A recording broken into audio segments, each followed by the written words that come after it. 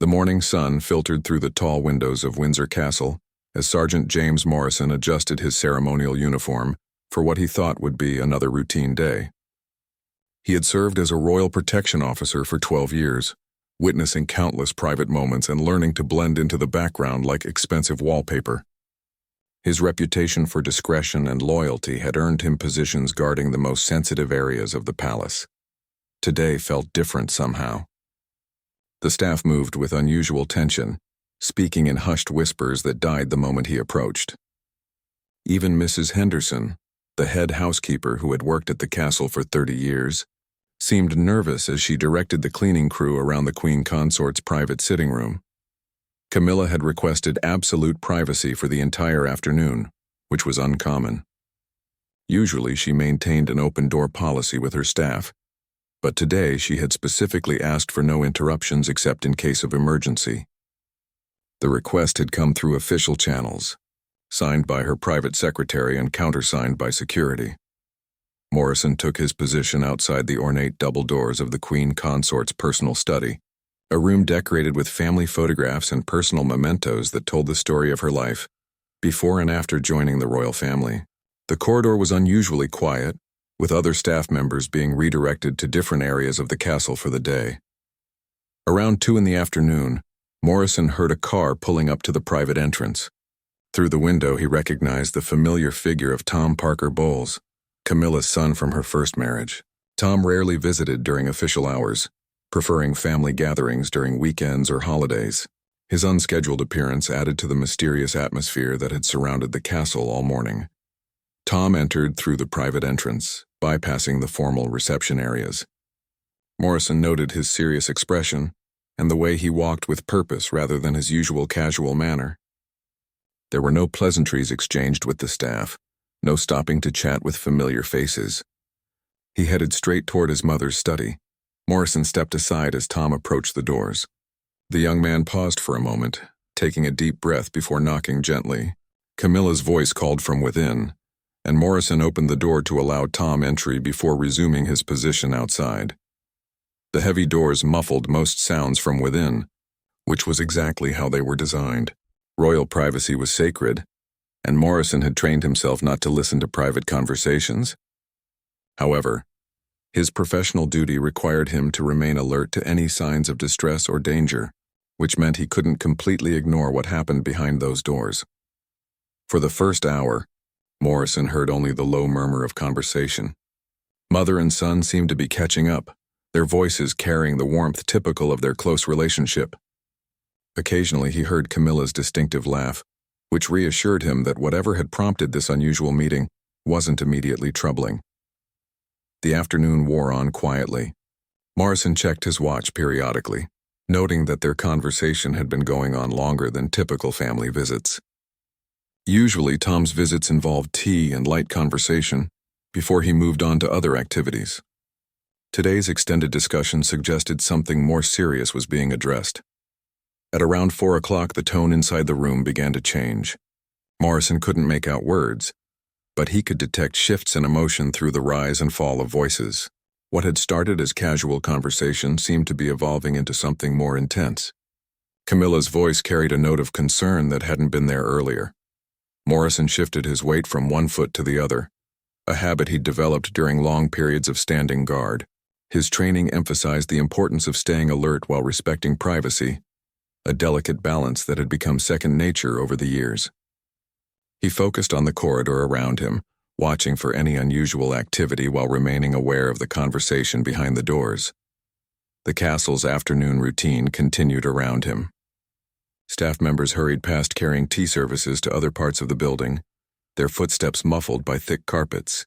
The distant sound of tourists in the public areas created a constant background hum that was as familiar as his own heartbeat. As the clock approached 4:30, Morrison heard Tom's voice rise slightly, though still not loud enough to make out specific words. There was an urgency in his tone that hadn't been present earlier. Camilla's responses came more quickly now, their conversation taking on the rhythm of a serious discussion rather than casual family chat. Morrison found himself unconsciously leaning slightly closer to the door, his professional instincts picking up on the changing dynamic inside the room. While he couldn't and wouldn't deliberately eavesdrop, his duty required him to assess whether the situation inside remained safe and under control. The conversation inside continued to intensify. Morrison could hear papers rustling, suggesting that documents or photographs were being shared. Whatever Tom had come to discuss clearly involved more than simple family matters. The serious nature of their discussion was evident in the length of their meeting and the emotional undertones that occasionally carried through the heavy doors. Morrison checked the corridor again, ensuring they remained undisturbed. The last thing either of them needed was an interruption during what was obviously an important and private conversation. He had positioned himself to have a clear view of both ends of the corridor while remaining close enough to respond quickly if needed. As 5 o'clock approached, Morrison began to wonder how much longer the meeting would continue. Royal schedules were typically precise, with each appointment carefully timed and coordinated. This extended discussion was highly unusual and suggested that whatever they were discussing couldn't be easily resolved or postponed. The gravity of the situation inside the study was becoming more apparent with each passing minute. Morrison's years of experience had taught him to read the subtle signs that indicated when routine conversations were becoming something more significant. Today's meeting had clearly crossed that threshold, transforming from a casual family visit into something that would likely have consequences beyond the walls of that private study. Little did Morrison know that within the next few minutes, he would overhear something that would challenge everything he thought he knew about his duty, his loyalty, and the family he had sworn to protect.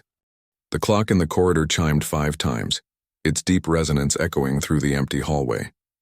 Morrison had been standing guard for nearly 3 hours, longer than any previous private meeting he could remember. His legs ached slightly, but his training kept him alert and focused on his surroundings. Inside the study, the conversation had taken on an even more serious tone. Morrison could hear the scraping of chairs as both Camilla and Tom seemed to be moving around the room. The rustling of papers had become more frequent, suggesting they were reviewing multiple documents together. Suddenly, Tom's voice rose sharply, breaking through the barrier of the heavy doors with startling clarity. "Mother, you cannot be serious about this. The implications would destroy everything." Morrison froze. The words had been spoken loudly enough that they carried clearly into the corridor. His professional training kicked in immediately. He should move away from the door, create distance to preserve their privacy. But something in Tom's tone, a mixture of shock and desperation, made him hesitate. Camilla's response came quickly, her voice also raised in emotional intensity. "You think I haven't considered that?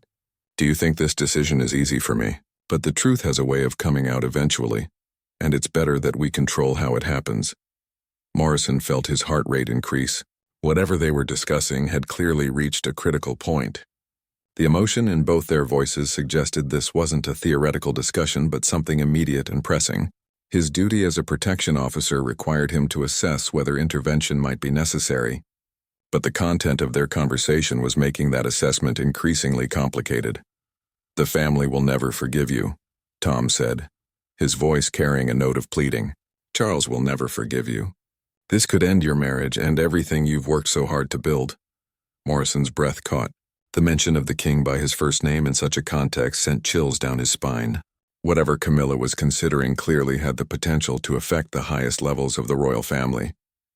His mind raced through possibilities, but nothing in his experience had prepared him for overhearing something of this magnitude. Camilla's voice broke slightly as she responded. "Don't you think I know that? Don't you think I've spent sleepless nights thinking about what this would do to Charles, to William and Harry, to the entire institution? But I also think about what keeping this secret has done to me, to us, to our family." Morrison pressed his back against the wall, his mind spinning. The weight of what he was hearing was almost overwhelming. These weren't ordinary family problems being discussed. This sounded like something that could shake the foundations of the monarchy itself. "Show me the documents again," Tom said, his voice now lower but still audible. Morrison heard papers shuffling, followed by a long silence that seemed to stretch on forever. When Tom spoke again, his voice was barely a whisper, but the corridor's acoustics carried his words clearly. "My God, Mother, how long have you known about this?" 23 years, Camilla replied, her voice heavy with the weight of decades. 23 years I've carried this burden. Do you have any idea what that does to a person? What it does to a marriage, to a family? Morrison felt the blood drain from his face. 23 years would take them back to a time before Camilla's marriage to Charles. Back to when the royal family was dealing with very different challenges and scandals. Whatever secret she had been keeping had apparently been eating away at her for over 2 decades. But why now? Tom asked. Why are you considering revealing this now after all this time? Morrison heard footsteps inside the room, suggesting that one or both of them were pacing. The tension was so thick he could almost feel it seeping through the doors. Because I'm getting older, Camilla said, her voice cracking with emotion. Because secrets have a way of coming out after people die, and they come out wrong without context, without the ability to explain or defend. I've seen what happens when the press gets hold of partial truths and spins them into sensational stories. But the timing, Tom protested. With everything the royal family has been through, with the way the public is finally accepting you as queen consort, why risk it all now? Morrison heard a chair creak as if someone had sunk heavily into it. When Camilla spoke again, her voice was tired but determined. Because the person who helped me keep this secret all these years is dying. He's in hospice care, and he's told me that he plans to sell his story to the press before he passes. He wants to set the record straight, as he puts it, but his version won't include the full context. It won't explain the circumstances or the impossible position I was in. Morrison's hands trembled slightly. A dying man with secrets about the queen consort planning to sell his story to the press was every royal protection officer's nightmare scenario. The potential for damage was enormous, especially if the information was revealed without proper context or preparation. Who is it? Tom asked, though Morrison suspected he already knew the answer. The name Camilla spoke next made Morrison's blood run cold. It was someone he recognized, someone who had been around the royal family for decades, someone whose access and knowledge would make his revelations particularly damaging and credible. He has photographs, Camilla continued, her voice barely audible now. Documents, things that would be impossible to deny or explain away. If he tells his version first, we'll be in a position of having to respond defensively, and you know how that looks. Morrison realized he was holding his breath. The magnitude of what he was overhearing was staggering. This wasn't just family drama. This was a potential crisis that could affect the entire monarchy. His training told him to move away, to preserve their privacy, but the implications of what he was hearing made his feet feel frozen to the floor. What exactly are you proposing? Tom asked, his voice heavy with dread. The pause that followed seemed to last forever. When Camilla finally spoke, her words would change everything Morrison thought he knew about his role, his duty, and the family he had sworn to protect. I'm proposing that we get ahead of the story, Camilla said, her voice steady despite the tremor of emotion underneath. I want to release a carefully crafted statement, with proper context and explanation, before he has a chance to sell his version to the tabloids. Morrison felt his world shifting beneath his feet. The idea of the queen consort voluntarily releasing damaging information about herself was unprecedented. Royal protocol typically involved damage control after stories broke, not preemptive revelations that could potentially be even more harmful. Mother, listen to yourself, Tom pleaded. You're talking about voluntarily destroying your own reputation, your marriage, possibly the monarchy itself, just to control the narrative. There has to be another way. Morrison heard the sound of liquid being poured, probably tea or water. The simple domestic sound seemed surreal against the backdrop of their earth-shattering conversation. What other way? Camilla asked, her voice rising again. Pay him off? That would only delay the inevitable and give him even more power over us. Besides, do you really think money would stop a dying man who feels he has nothing left to lose? The logic was sound, Morrison realized with growing dread. Blackmail only worked as long as the blackmailer remained silent. A dying man with a grudge and a desire to set the record straight would be nearly impossible to control through traditional means. Tell me exactly what he knows, Tom said quietly. Maybe if we understand the full scope of what we're dealing with, we can find a solution that doesn't involve professional suicide. Morrison heard papers rustling again, followed by what sounded like photographs being spread across a surface. The silence that followed was deafening, broken only by the distant sounds of normal castle life continuing obliviously around them. When Tom finally spoke, his voice was barely a whisper. These photos, Where were they taken? The cottage in Scotland, Camilla replied. The one Charles didn't know I still had access to. We were so careful, or so we thought, but apparently he had been watching, documenting everything. Morrison's mind raced through the implications: a secret cottage, clandestine meetings, photographs that had been taken without knowledge or consent. The pieces of the puzzle were forming a picture that could indeed destroy everything the royal family had worked to rebuild. But this was before you married Charles, Tom said, a note of hope creeping into his voice. Surely the public would understand that what happened before your marriage shouldn't affect your role now. Camilla's bitter laugh carried clearly through the doors. You're being naive, darling. The press doesn't care about timelines when they have a scandal to sell. Besides, the issue isn't just what happened before the marriage.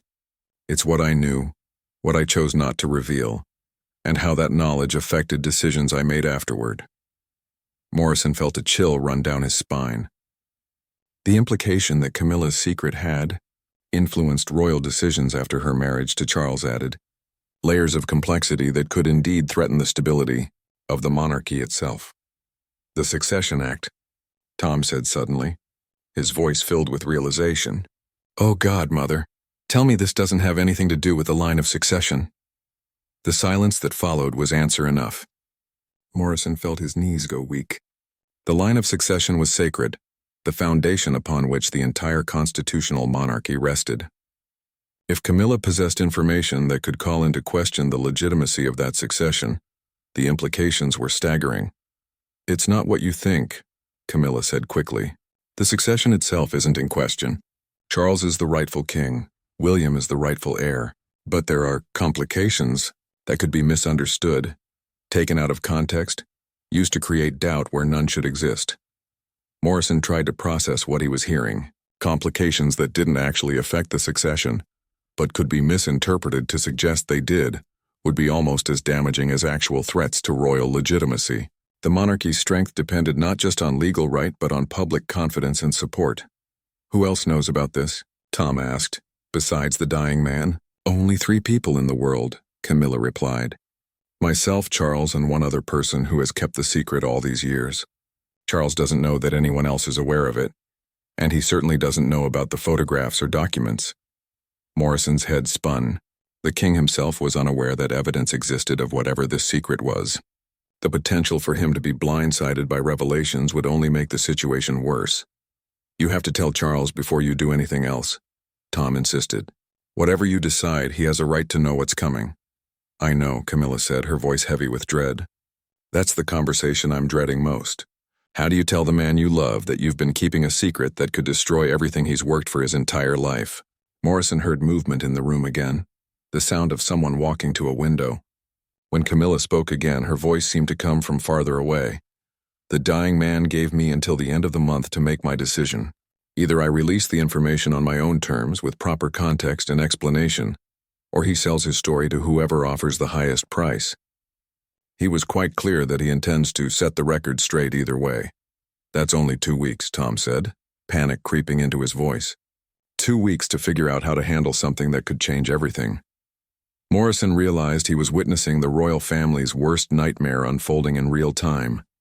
A scandal with the potential to destabilize the monarchy, evidence in the hands of someone with nothing to lose, and a ticking clock that left little time for careful planning or damage control.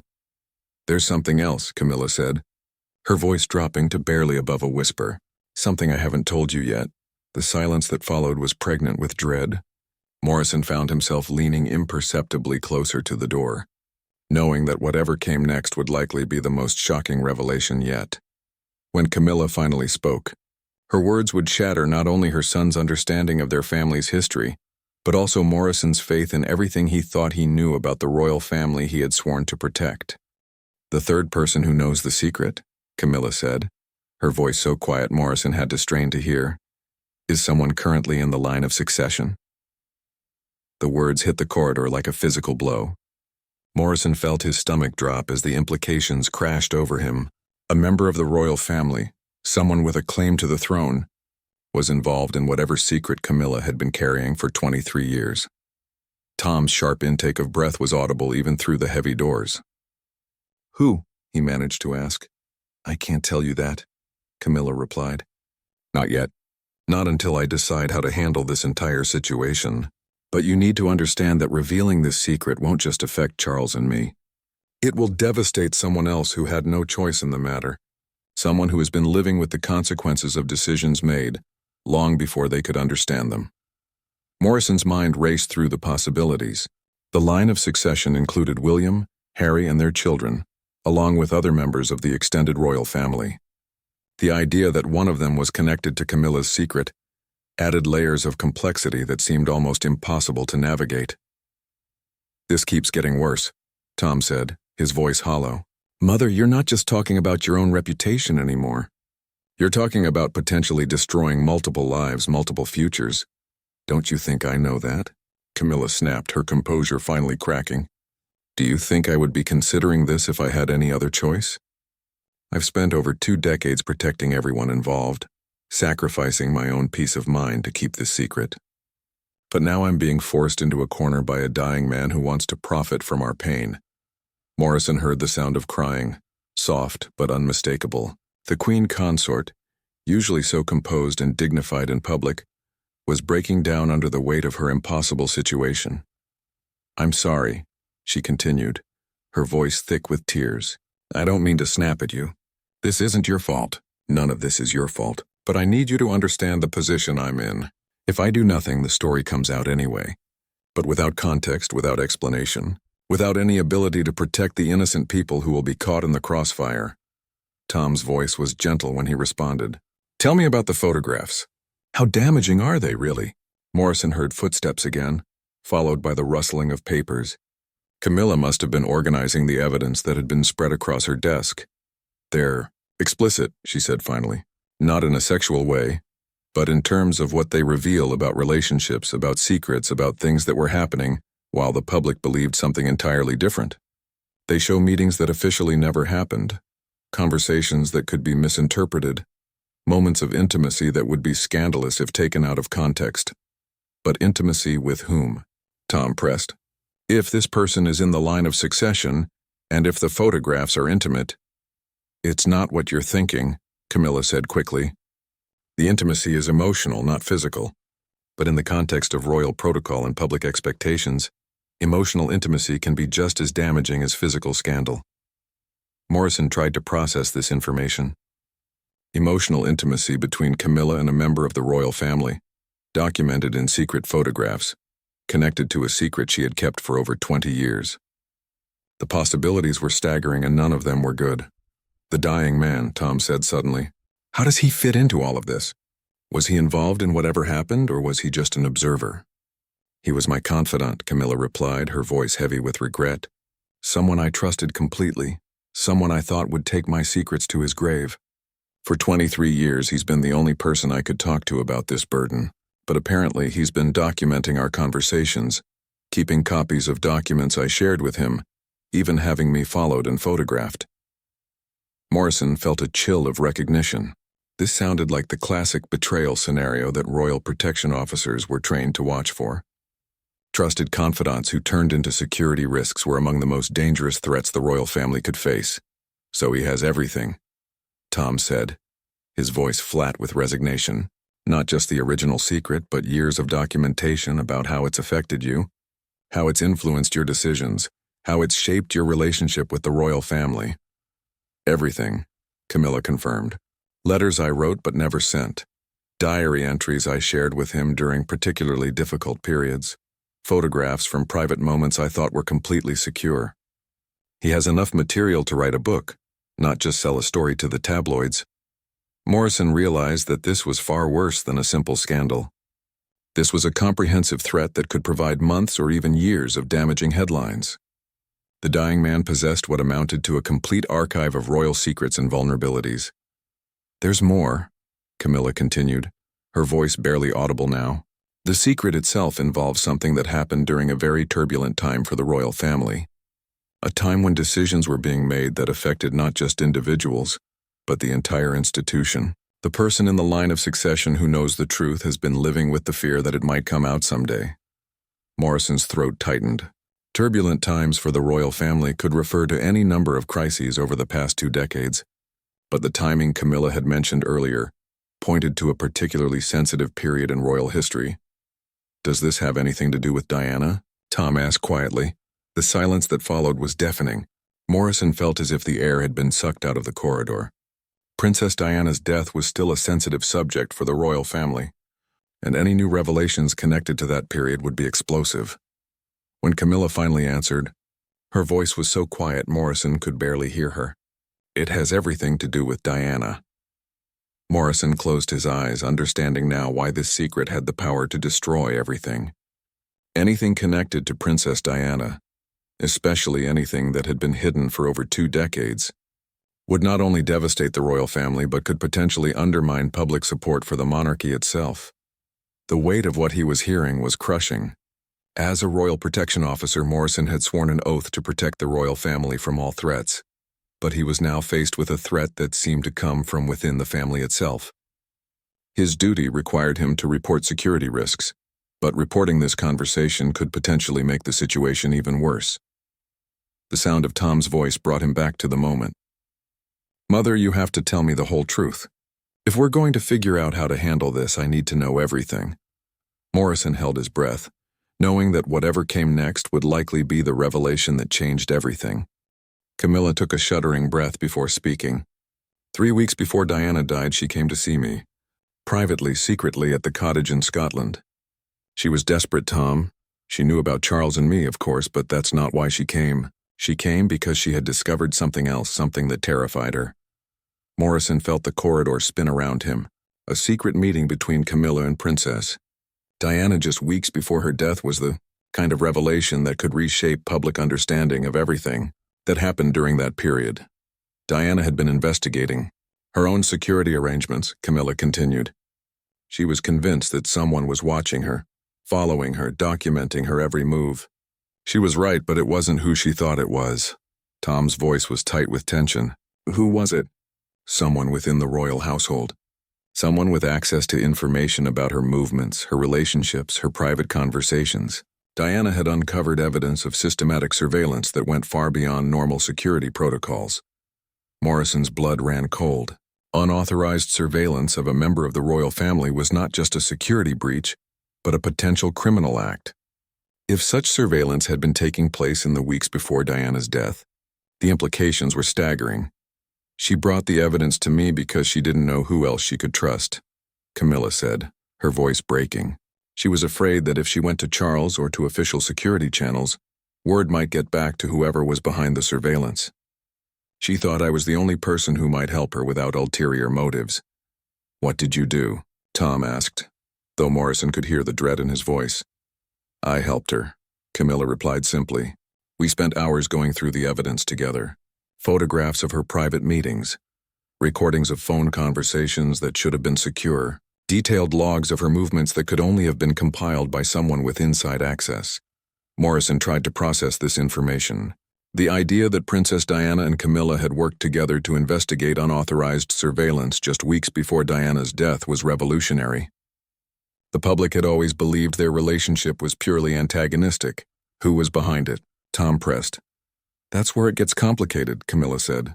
"The surveillance wasn't being conducted by one person, but by a network of individuals, all connected to someone very high up in the royal establishment.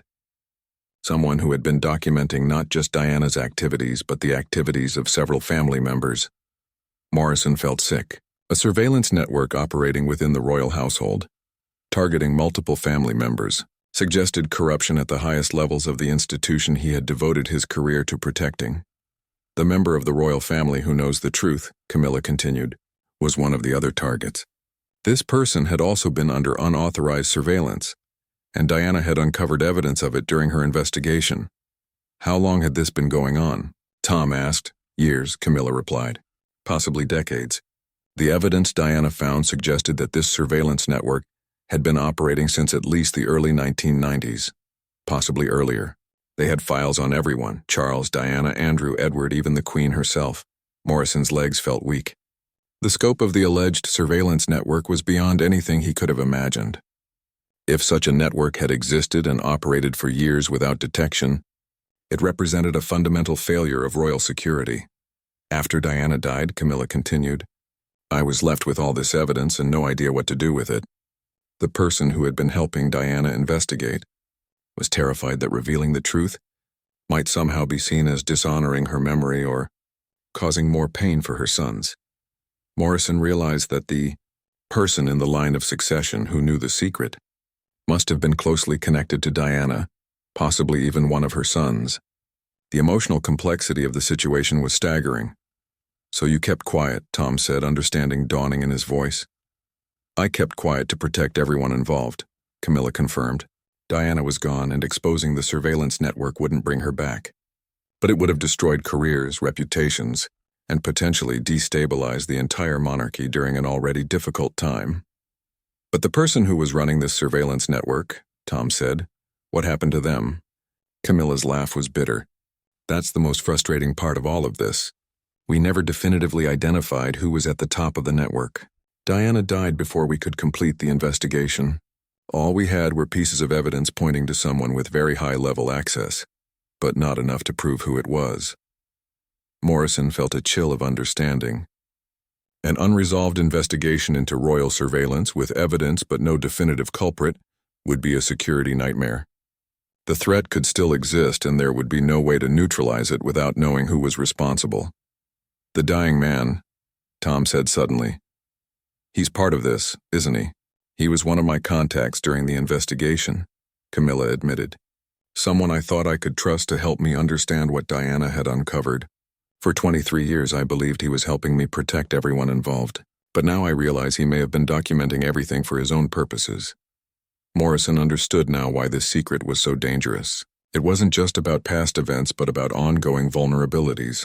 If the surveillance network had never been fully exposed, if the person behind it had never been identified, then the royal family could still be at risk. "The photographs he has," Tom said, "they're from the investigation?" "Some of them," Camilla replied. "But others are from private moments he documented himself.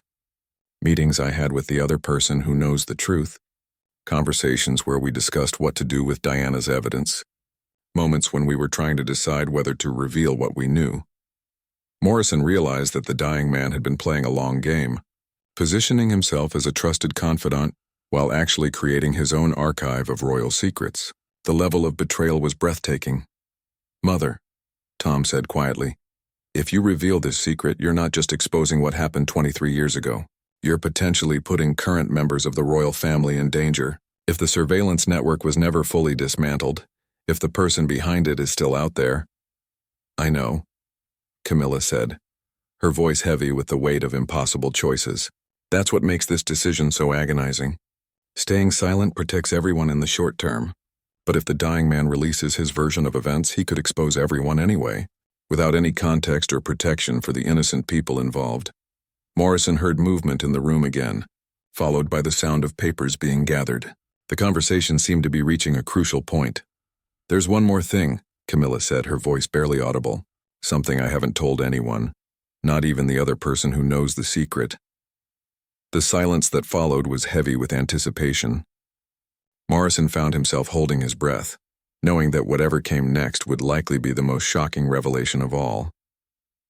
"I have reason to believe that Diana's death wasn't the accident everyone thinks it was," Camilla said, her words dropping like stones into the silence.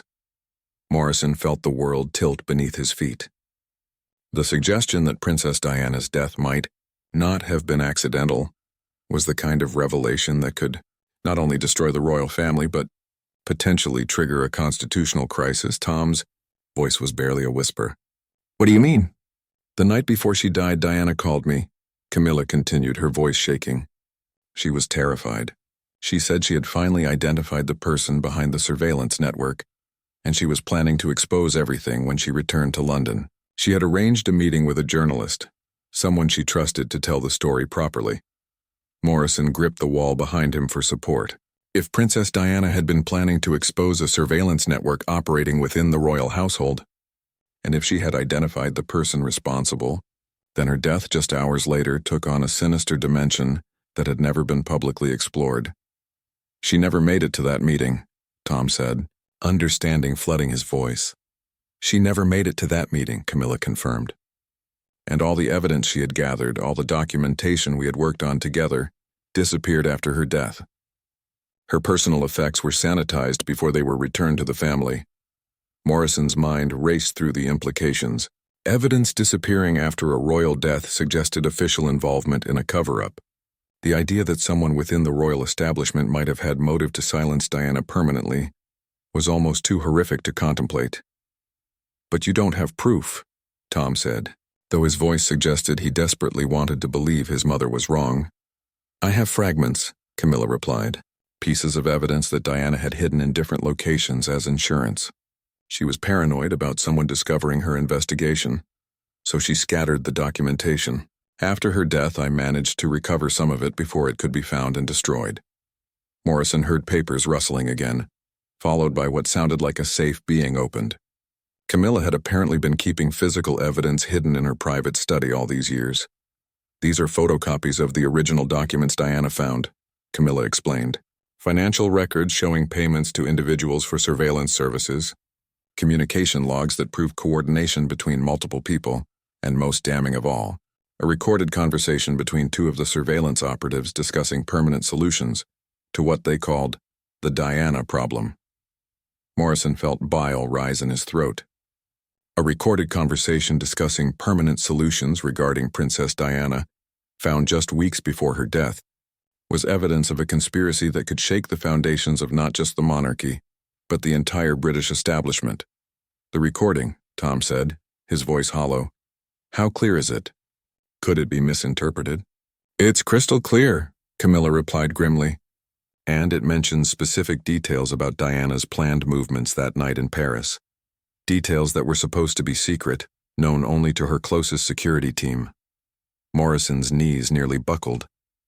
If the surveillance network had advanced knowledge of Diana's movements in Paris, if they had discussed permanent solutions, then her death could indeed have been orchestrated rather than accidental. "Mother, this isn't just a secret anymore," Tom said, panic creeping into his voice. "This is evidence of murder. This is evidence of a conspiracy that reaches to the highest levels of the royal establishment. You can't just sit on this." "What choice do I have?" Camilla shot back. "If I reveal this evidence, it will destroy the monarchy. The public will never trust the royal family again. Charles's reign will be finished before it really begins. William and Harry will never be able to escape the shadow of their mother's murder." Morrison understood now why this secret had been so carefully guarded for over 2 decades. The evidence Camilla possessed didn't just suggest royal wrongdoing. It suggested that Diana had been murdered by people connected to the very institution her sons were destined to inherit. "But if you don't reveal it," Tom countered, "and the dying man does, then the royal family will be destroyed anyway, but without any ability to control the narrative or protect the innocent people involved." "The dying man doesn't have this evidence," Camilla said quietly. "He has evidence of our investigation, evidence of the cover-up afterward, but he doesn't have the recordings or the financial documents that prove what really happened to Diana." Morrison felt a spark of hope. If the most damaging evidence remained under Camilla's control, then perhaps there was still a way to manage this crisis without destroying everything. "Then what is he threatening to reveal?" Tom asked. "Everything else," Camilla replied. "The surveillance network, the cover-up, my relationship with Diana in her final weeks, the identity of the other royal family member who knows the truth. Even without the evidence of murder, those revelations would be devastating enough." Morrison realized that the royal family was facing a multi-layered crisis. Even if the most explosive evidence remained hidden, the secondary revelations would still cause enormous damage to the monarchy's reputation and stability. "The other person who knows," Tom said suddenly. "They don't know about the recordings, do they? They don't know you suspect Diana was murdered?" "No," Camilla admitted. "I've protected them from that knowledge all these years. They know about the surveillance, they know about the investigation, but they believe Diana's death was truly accidental. I couldn't bear to burden them with the possibility that it might have been something worse." Morrison understood the impossible position Camilla had been in. Protecting a member of the royal family from knowledge that their mother might have been murdered was an act of love, but it also meant carrying that burden entirely alone. "You have to tell them," Tom said firmly. "Before you make any decisions about what to reveal publicly, they have a right to know the full truth." How do you tell someone that their mother might have been murdered by people connected to their own family? Camilla asked, her voice breaking. How do you destroy someone's world like that? Morrison heard the sound of sobbing, deep and heartbroken.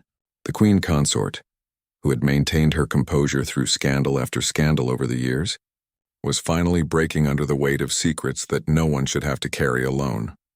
The conversation continued for several more minutes, but Morrison found himself unable to focus on the words. The magnitude of what he had overheard was overwhelming. Evidence of royal surveillance, possible murder, decades of cover-up, and a dying man threatening to expose it all created a perfect storm that could destroy not just individual reputations, but the entire constitutional monarchy. As the voices inside the study began to quiet, Morrison realized that his own life had just changed forever. He possessed knowledge that made him a security risk to the royal family he had sworn to protect. Whether he reported what he had heard or remained silent, he would never again be able to perform his duties with the same innocence and certainty. The sound of chairs scraping indicated that the meeting was coming to an end. Morrison quickly moved away from the door, taking up a position farther down the corridor where he could maintain his professional facade while his mind reeled from everything he had learned. As Tom prepared to leave his mother's study, neither of them could have imagined that their most private conversation had been overheard by someone whose oath of loyalty now conflicted with his knowledge of potentially criminal acts. Morrison faced an impossible choice that would define not only his own future, but potentially the future of the British monarchy itself. 3 days had passed since Morrison overheard the conversation that shattered his understanding of the royal family he had dedicated his life to protecting. He had barely slept, barely eaten, and found himself jumping at every unexpected sound. The weight of the knowledge he carried felt like a physical burden pressing down on his shoulders. Morrison sat in his small apartment, staring at the secure phone that connected directly to his superiors in royal protection. One call could set in motion a chain of events that might save the monarchy from the coming scandal, but it could also destroy innocent people and potentially cover up evidence of murder. His oath of loyalty to the crown was clear, but loyalty to whom? To the institution that might harbor murderers? To the queen consort who was trying to protect her family? To the public who deserved to know the truth? The next morning brought news that made Morrison's decision even more urgent. Word had spread through the staff that the queen consort had requested an immediate private audience with King Charles. The meeting was scheduled for that afternoon, with the same level of security and privacy that had surrounded her conversation with Tom. Morrison found himself assigned to guard duty outside the king's private study, a twist of fate that seemed almost cruel. As he took his position, he wondered if Camilla would tell Charles everything, or try to protect him from the most devastating revelations. When Camilla arrived, her face was pale and drawn, showing the strain of the impossible burden she carried. She nodded politely to Morrison as she passed, but he thought he detected something in her eyes, perhaps recognition that their worlds had become dangerously intertwined. The conversation that followed was even more emotionally charged than the one Morrison had overheard 3 days earlier. Charles's voice, usually controlled and measured, rose and fell with shock, anger, and disbelief as Camilla revealed the truth about Diana's final weeks and the surveillance network that had targeted his family. "You've known this for 23 years?" Charles's voice carried through the door, heavy with betrayal and hurt. "You've known that Diana came to you, that she trusted you, that she might have been murdered, and you never told me?" Camilla's response was barely audible, but Morrison could hear her sobbing. "I was trying to protect you, protect everyone. What good would it have done to tell you? Diana was gone, and revealing the truth would only have caused more pain." "That wasn't your decision to make," Charles replied, his voice cold with anger. "I had a right to know. My sons had a right to know. We all had a right to know that their mother might have been murdered by people we trusted." Morrison heard the sound of objects being thrown, possibly books or papers hitting the wall. The king was losing the composure that had been trained into him since childhood. "Do you understand what you've done?" Charles continued, his voice rising to a shout. "Do you understand that by keeping this secret, you've made yourself complicit in covering up a potential murder? Do you understand that everyone who knows this truth is now at risk?" The conversation continued for over an hour, with Charles demanding to know every detail of what Camilla knew and how she had obtained the evidence. When she revealed the existence of the recordings that suggested Diana had been murdered, Morrison heard what sounded like a chair being overturned. "I need to hear those recordings," Charles said, his voice deadly quiet. "I need to see every piece of evidence Diana found, and then we're going to decide together how to handle this properly." As the afternoon wore on, Morrison realized that the royal family was now facing its greatest crisis in modern history. The king knew the truth about the surveillance network and the possibility that his first wife had been murdered. The question now was what they would do with that knowledge. The answer came sooner than expected. Late that evening, Morrison received an urgent summons to a security briefing with his superiors. As he sat in the conference room, surrounded by the highest-ranking protection officers in the royal household, he realized that someone had made a decision about how to handle the crisis. "We have reason to believe that sensitive information about the royal family may be at risk of public exposure," the chief of royal protection announced. "Information that could compromise national security and the stability of the monarchy. We need to implement emergency protocols immediately." Morrison felt his heart racing. Emergency protocols meant lockdowns, communication restrictions, and potentially the detention of anyone considered a security risk. He wondered if they knew about his unauthorized knowledge or if this was a broader response to the threats posed by the dying man. "All personal communications devices will be surrendered for inspection," the chief continued. "All staff with access to sensitive information will undergo enhanced security screening, and anyone found to have compromised royal security will face immediate prosecution under the Official Secrets Act." Morrison's hand trembled as he surrendered his phone. The Official Secrets Act carried severe penalties, including lengthy prison sentences for anyone who revealed classified information about the royal family. The message was clear. Silence was not just expected, but legally mandated. Over the next few days, Morrison watched as the royal household transformed into a fortress of secrecy. Staff members were questioned, communications were monitored, and an atmosphere of suspicion permeated every interaction. The dying man's deadline was approaching, but the royal family was clearly preparing for war. Then came the news that changed everything. The dying man had been found dead in his hospital room, apparently from natural causes related to his terminal illness. But the timing, just days before his threatened deadline, raised questions that no one dared voice publicly. With the immediate threat neutralized, the royal household began to relax its emergency protocols. But Morrison knew that the underlying crisis remained unresolved. The evidence of surveillance and possible murder still existed, hidden in Camilla's private safe. The truth about Diana's death was still buried beneath layers of official secrecy. Morrison made his decision on a quiet Tuesday morning, exactly 1 week after the dying man's death. He submitted his resignation from royal protection, citing personal reasons and a desire to pursue other opportunities. His superiors accepted without question, perhaps relieved to see a potential security risk voluntarily remove himself from sensitive positions.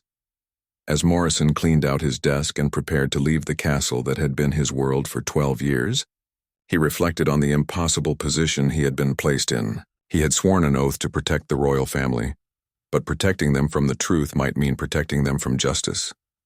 He kept the secrets he had learned, carrying them like a weight that would never lift. But he also kept copies of certain documents he had legally obtained during his years of service. Insurance against a future time when the truth might need to see light. Morrison never spoke publicly about what he had overheard in Camilla's study.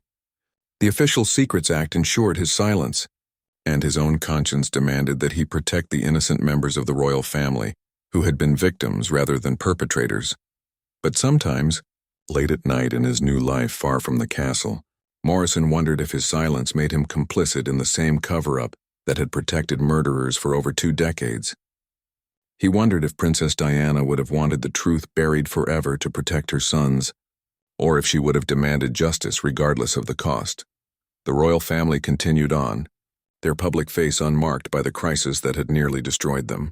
King Charles ruled with dignity, Prince William prepared for his future role, and Queen Consort Camilla performed her duties with the same grace she had always shown. But Morrison knew the truth that lay beneath the surface, a truth so explosive that it could never be safely revealed, yet so important that it could never be completely forgotten. The secret would die with those who knew it, buried alongside the evidence of crimes that would never be prosecuted and justice that would never be served. In the end, Morrison realized some truths were too dangerous for democracy itself. The monarchy's survival might depend on certain secrets remaining forever hidden, even if that survival came at the cost of justice for one of the most beloved figures in modern British history. Whether that compromise was worth making remained a question that would haunt him for the rest of his life.